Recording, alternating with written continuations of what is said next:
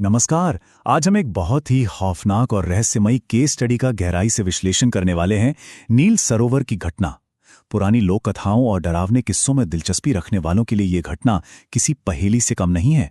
हम ये समझने की कोशिश करेंगे कि कैसे एक एकदम साधारण सा सफर एक भयानक मौत के जाल में तब्दील हो गया। तो चलिए बिना किसी देरी के इस पूरे घटनाक्रम के रहस्यों को एक एक करके सुलझाते हैं। शुरुआत करते हैं स्रोत में लिखी इस रोंगटे खड़े कर देने वाली लाइन से। अगर कोई यक्षिणी आवाज दे तो वापस आना नामुमकिन है।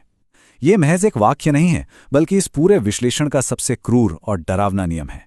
ये साफ कर देता है कि आगे जो भी होने वाला है उसमें गलती की कोई गुंजाइश नहीं है। एक चूक और सीधे मौत। तो सबसे पहले आते हैं इस रहस्य की जड़ पर। यक्षिणी एक भयानक रहस्य, क्योंकि इस जाल को समझने के लिए उस अलौकिक शक्ति को समझना बेहद जरूरी है जो ये पूरा खेल रच रही है। अब यक्षिणी असल में है क्या? स्रोत बिल्कुल स्पष्ट है। ये कोई आम भटकती आत्मा या कोई भूत प्रेत नहीं है। ये बेमिसाल खूबसूरती वाली एक ऐसी अतृप्त शक्ति है जिसे कभी किसी बंधन में नहीं बांधा जा सकता। इतिहास गवाह है, कई लालची तांत्रिकों ने इन्हें अपना गुलाम बनाने की कोशिश की और मुंह की खाई। क्यों? क्योंकि ये कोई सेवक नहीं है। ये मौत का वो रूप है जो एक बार पीछे पड़ जाए तो फिर कोई बच नहीं सकता। अब बढ़ते हैं कहानी के अगले पड़ाव की तरफ, नील सरोवर की ओर का सफर। कोई भी इस जाल में फंसता कैसे है, आइए देखते हैं कि हालात कैसे एक इंसान को उसकी सबसे कमजोर स्थिति तक ले जाते हैं। जरा कल्पना कीजिए, घटनाएं कितनी तेजी से घटी। नीलांचल के उस सुनसान जंगल में अचानक कार का ओवरहीट होना, पानी की आखिरी बोतल का खाली हो जाना और फिर ठीक उसी वक्त 2 किलोमीटर दूर नील सरोवर का वो बोर्ड दिखना। ये कोई इत्तेफाक नहीं था। कार को ठंडा करना मजबूरी थी, इसलिए सुरक्षित कार को छोड़कर उस चांदनी रात में घने जंगल के अंदर पैदल जाना पड़ा। और बस इसी पहली मजबूरी ने उन्हें इस जाल के दरवाजे पर लाकर खड़ा कर दिया। और यहीं से शुरू होता है खूबसूरती का जानलेवा बुलावा। आइए समझते हैं कि कैसे ये रहस्यमयी शक्ति अपने शिकार को बाकी दुनिया से अलग करके उस पर अपना सम्मोहन डालती है। आकाश के पकड़े जाने का जो पूरा घटनाक्रम है वो सच में डरावना है। जैसे ही आकाश सरोवर के पास पहुंचता है, उसे गहरे नीले पानी के बीच नहाती हुई एक औरत दिखती है। उसके भीगे बाल, गहरे नीले रंग का मखमली कपड़ा और वो रहस्यमयी मुस्कान, ये सब एक ऐसा सम्मोहन पैदा करते हैं कि इंसान की सोचने समझने की ताकत ही सुन्न हो जाती है। फिर वो औरत उसे एक पुरानी हवेली में चलने का निमंत्रण देती है और आकाश वो बस एक कठपुतली की तरह चुपचाप उसके पीछे पीछे चलने लगता है। यहां पर इस संवाद पर गौर कीजिए। सूरज की रोशनी मुझे चुभती है, इसलिए मैं सिर्फ रात में ही बाहर निकलती हूं। नीलाक्षी नाम की उस औरत का ये तर्क देखिए, कितना चालाकी भरा बहाना है ना। सम्मोहित इंसान को ये बात एकदम साधारण लगती है। ये बहुत ही शानदार उदाहरण है कि कैसे एक अलौकिक शक्ति अपनी असलियत छिपाने के लिए कितने ठोस बहानों का सहारा लेती है ताकि कोई शक पैदा ना हो। अब कहानी का दूसरा पहलू देखते हैं। सुनसान जंगल की चेतावनियां। आकाश गायब है और रवि उसे खोजने जंगल में भटक रहा है। इस दौरान उसे ऐसे कई खतरे के संकेत मिलते हैं जिन्हें नजरअंदाज करना बहुत भारी पड़ा। रवि के रास्ते में एकदम स्पष्ट खतरे आए। पहले उसका सामना नीले लिबास वाली उसी औरत से होता है जो रात रानी के फूल चुन रही है। अब सोचने वाली बात यह है कि ये फूल तो सिर्फ घने अंधेरे में ही खिलते हैं।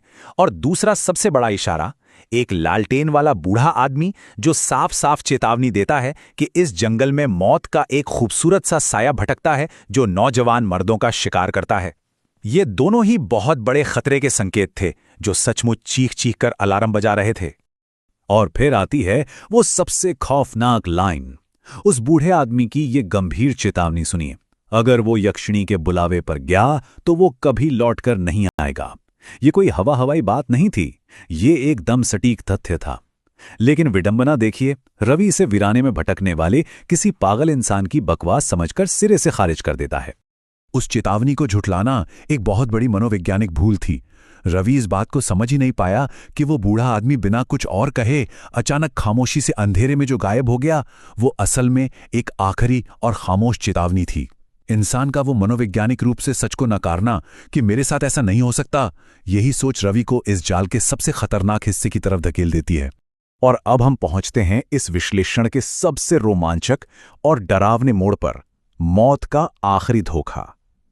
ये वो मोड़ है जहां सारी उम्मीदें और सारे भ्रम एक झटके में टूट जाते हैं। सरोवर के पास पहुंचकर रवि जब आकाश को देखता है तो पूरा नजारा ही अजीब होता है। आकाश रास्ते के बीचों बीच बिल्कुल एक पत्थर की मूरत की तरह खड़ा है। हाथ में वही खाली बोतल है, लेकिन शरीर में कोई हलचल नहीं, चेहरे पर कोई भाव नहीं। उसकी आवाज एकदम ठंडी है और वो बिना देखे पानी में किसी सुंदर चांदी जैसी मछली की ओर इशारा करता है। यहां उस शक्ति ने रवि की अपने दोस्त को ढूंढने की हताशा को ही उसके खिलाफ एक हथियार बना लिया। और यहीं पर इस पूरी घटना का सबसे बड़ा और भयानक ट्विस्ट सामने आता है। रवि को लग रहा था कि उसका दोस्त आकाश बिल्कुल सुरक्षित उसके पास खड़ा है, लेकिन असलियत जब रवि उस चांदी जैसी मछली को देखने के लिए पानी में झुकता है तो उस आईने जैसे साफ पानी में उसे आकाश की नहीं बल्कि नीलाक्षी की परछाई दिखती है। ये वो जमा देने वाला पल था जब पूरी सच्चाई सामने आती है, लेकिन तब तक बाजी हाथ से निकल चुकी होती है। इसके बाद का अंजाम बेहद खौफनाक है। जैसे ही रवि को परछाई दिखती है, वही रूप जो आकाश जैसा लग रहा था, बिजली की फुर्ती से रवि को नील सरोवर के ठंडे गहरे पानी में धक्का दे देता है। एक पल में सब खत्म, और वो यक्षिणी वो बड़े शांति से किसी नए शिकार के इंतजार में वापस अपनी उस अंधेरी हवेली में लौट जाती है। खेल खत्म। इस पूरे खौफनाक विश्लेषण को समझने के बाद एक बहुत ही गहरा सवाल जहन में गूंजता है।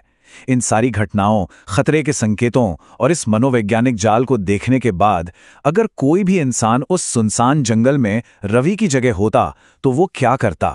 क्या वो उन संकेतों को वक्त रहते समझ पाता, या हर कोई उसी अंधेरे का हिस्सा बन जाता?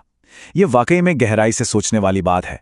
इस रहस्यमयी चर्चा में अंत तक साथ बने रहने के लिए बहुत बहुत धन्यवाद।